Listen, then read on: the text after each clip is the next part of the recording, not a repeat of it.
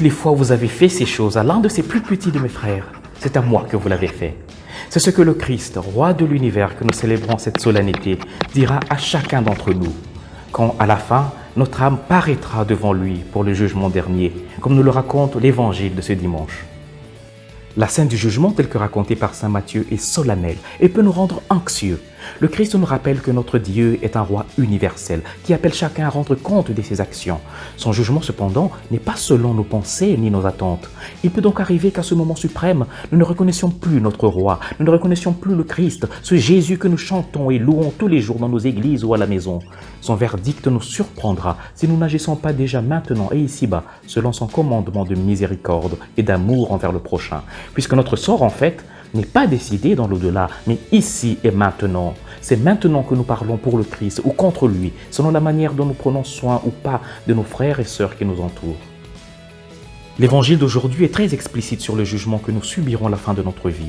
Nous serons jugés sur la charité, sur l'amour que nous avons montré envers les autres. Jésus nous a donné un exemple en s'identifiant aux plus pauvres, aux plus marginalisés.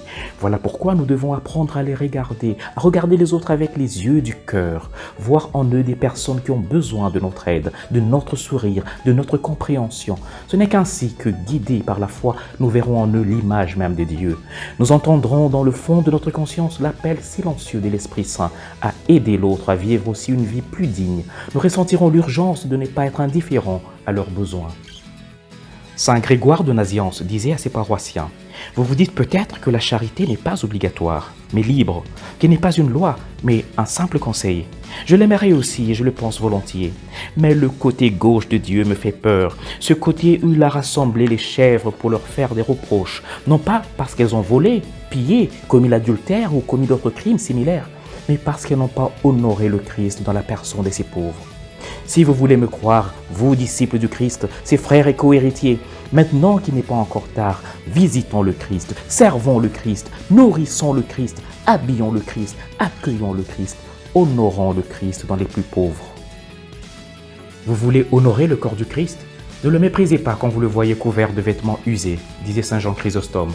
Après l'avoir honoré dans l'église avec des tissus de soie, ne le laissez pas souffrir de la misère et du froid dehors, car le temple de ce frère, qui est son corps, est plus précieux que le temple de Dieu, cet édifice de pierre. Prie donc avec moi et demandons au Seigneur la grâce de savoir chaque jour le reconnaître et le servir à travers nos frères et sœurs. Aide-moi, Seigneur, à ne pas être insensible face aux souffrances et aux misères des gens, surtout des plus proches. Aide-moi à savoir te reconnaître, t'aimer et te servir dans les plus pauvres et les plus vulnérables, comme tu me le demandes aujourd'hui. Amen. Et que le Seigneur te bénisse et te garde, ta famille et toi-même, au nom du Père et du Fils et du Saint-Esprit. Amen. Bon dimanche chez vous.